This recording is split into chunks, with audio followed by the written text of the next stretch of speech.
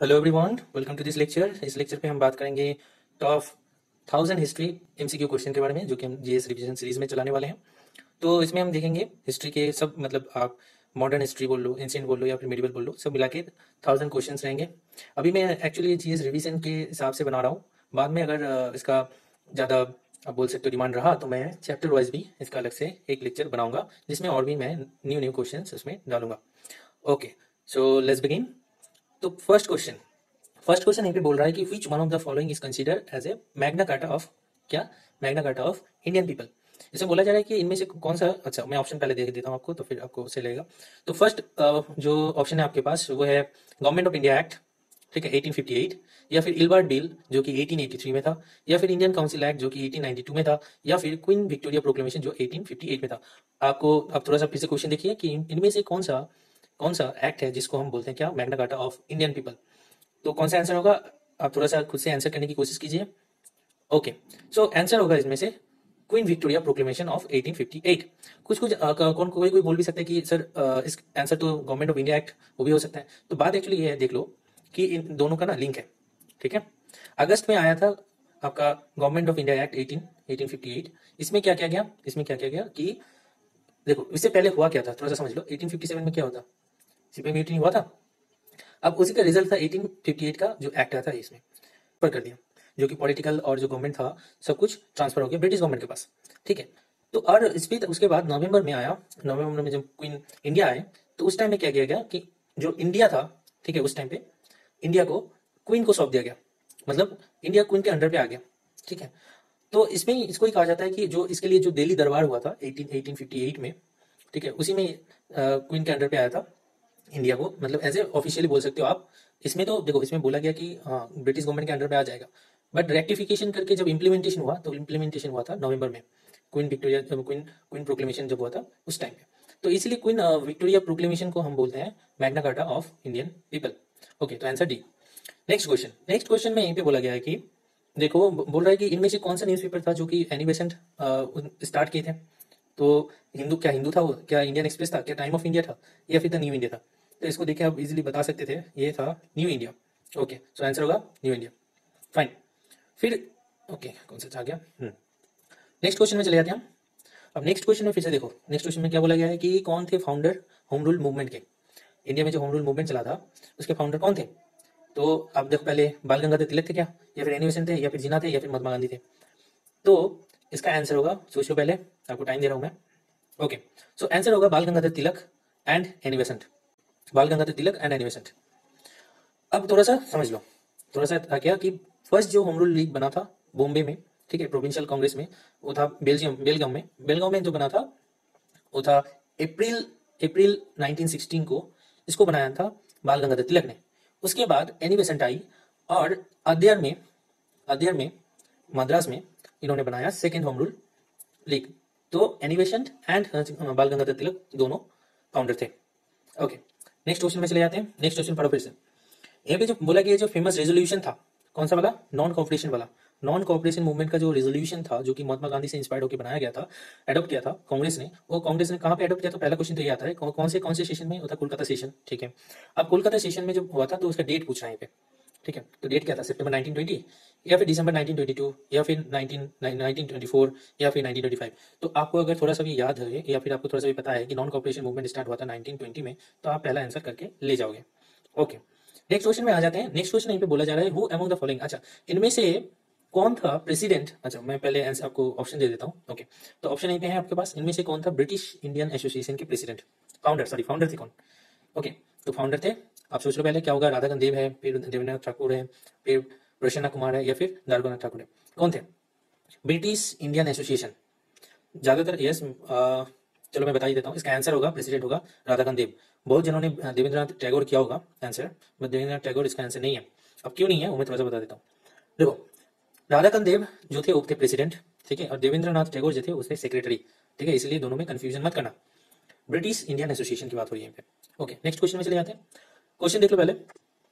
अच्छा, क्वेश्चन देख लो पहले। क्वेश्चन में बोला गया है कि जो ब्रिटिश इंडियन एसोसिएशन है, ठीक है, ये कौन दो सोसाइटी, एक्चुअली दो सोसाइटी थे, उनको एमालगेशन में मतलब मिला के, इनको मिला के फिर बनाया गया है। तो ब्रिटिश इंडियन एसोसिएशन को कौन दो सोसाइटी को मतलब मिला के बनाया गया था 1851 में, ठीक है। तो इसका मैं इसको ऑप्शन नहीं दूंगा, आप याद करने की कोशिश करो, अगर नहीं आते तो मैं बता देता हूँ। ओके, तो आंसर है इसका, एक तो होगा लैंड होल्डर सोसाइटी हो गया, ठीक है, जिसको आप जमींदार एसोसिएशन भी बोलते हो। दूसरा हो गया ब्रिटिश इंडियन सोसाइटी, ठीक है। तो ब्रिटिश इंडियन एसोसिएशन को बनाने के लिए British Indian society and land holder society दोनों मिलके आके फिर ब्रिटिश इंडियन एसोसिएशन बनाया गया। ओके, नेक्स्ट क्वेश्चन में चले जाते हैं हम। ओके सॉरी, अच्छा, तो इसमें तो आपने आंसर देख ही लिया, चलो फिर भी बात कर ही लेते हैं।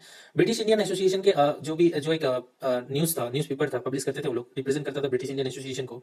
और वो लोग क्या करते थे, स्ट्रांगली कंडेम करते थे, पॉलिटिकल टोन मतलब स्ट्रांगली पॉलिटिकली कंडेम करते थे इस ईस्ट इंडिया कंपनी को। तो वो कौन थे, वो थे न्यूज़पेपर थे हिंदू पेट्रियट, और उनके जो एडिटर थे, एडिटर नाम थे हरिश्चंद्र मुखर्जी।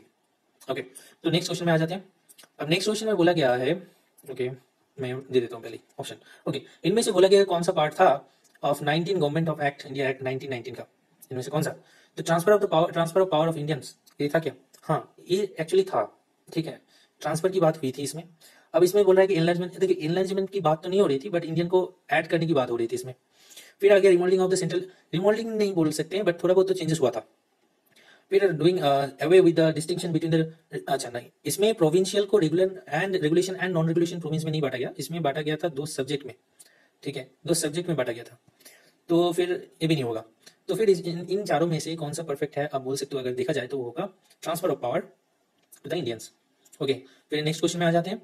अब नेक्स्ट क्वेश्चन में बोला जा रहा है कि इनमें से कौन था, ओके इनमें से कौन अच्छा देखो, पहले तो बात यहीं पे बोल रहा है कि रीन म्यूटनी, पहले ये जान लो कि रीन म्यूटनी हुआ कहाँ था, ठीक है, इसको पहले जानना पड़ेगा, पहले देख लो रीन म्यूटनी कहाँ हुआ था।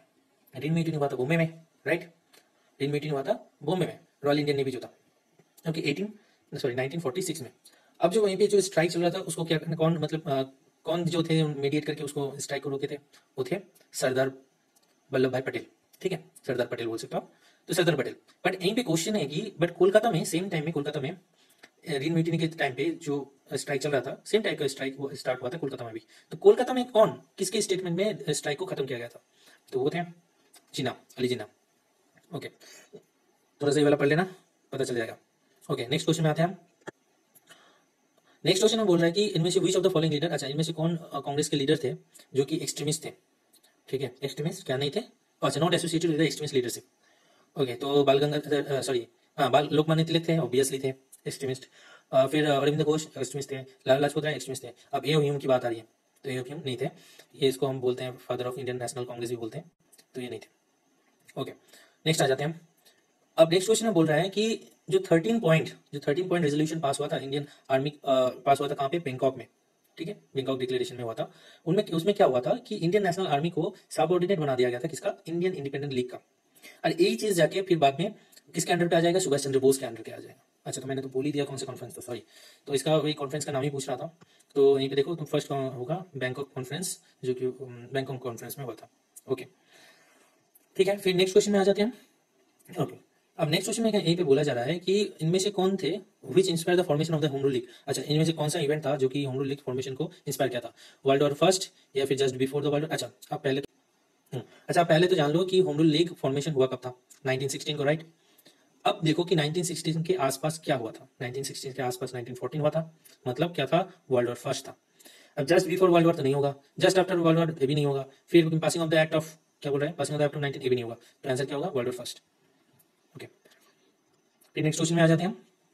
नेक्स्ट क्वेश्चन में ये भी बोल रहा है कि देखो उस टाइम पे ब्रिटिश जो कि आप बोल सकते हो इंपीरियल लेजिस्लेटिव काउंसिल जो था ब्रिटिश का, ठीक है, उसमें एक बिल इन्होंने पास किया था जिसमें बोला गया था कि एक कंपलसरी कर दीजिए primary education 6 to 10 years British age में। ब्रिटिश एज की बात हो रही है, अभी की नहीं हो रही, बट ये अनसक्सेसफुल था, ये बिल अनसक्सेसफुल हुआ था। बट फिर भी किसे, इनमें से कौन थे जो उस टाइम पे ब्रिटिश इरा में ही सोच रहे थे कि 6 से 10 ईयर के बच्चे को क्या होना चाहिए, कंपलसरी प्राइमरी एजुकेशन देना चाहिए। ये थे गोपाल कृष्ण गोखले।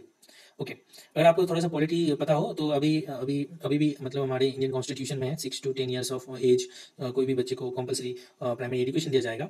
ये आता है आपके article number 21A, right to education में, ये फंडामेंटल राइट है अभी। ओके, अब दूसरा क्वेश्चन में आ जाते हैं। ये भी बोल रहा है कि इनमें से कौन सा इनकरेक्ट स्टेटमेंट है, किसके लिए, एक्ट ऑफ 1919 के लिए। ओके, तो इसमें से कौन सा इनकरेक्ट स्टेटमेंट है देख लेते हैं। तो फर्स्ट स्टेटमेंट ये भी बोला जा रहा है कि British India must an integral part of British empire. हाँ ऑब्वियसली उन्होंने तो मतलब इंडिपेंडेंस देने की बात नहीं की थी, उन्होंने बोला था कि आप इंटीग्रल पार्टी रहिए, तो ये ठीक है। फिर बोल रहा है कि रिस्पॉन्सिबल गवर्नमेंट हम देंगे only by the progressive stages, ठीक है, दूसरा भी सही है। तीसरा बोल रहा है कि प्रोविंशियल सब्जेक्ट को क्लासिफाई किया गया था रिजर्व सब्जेक्ट में एंड ट्रांसफर सब्जेक्ट में, जो कि मैं थोड़ी देर पहले शायद किसी में मैं बात कर रहा था कि प्रोविंशियल सब्जेक्ट को दो सब्जेक्ट में बांटा गया था, ना कि दो प्रोविंशियल समथिंग कुछ था उसमें। तो ये भी बात सही है, तो तीनों बात सही है, तो एक तो लास्ट में फॉल्स हो गई, तो लास्ट में फॉल्स वाला ही है।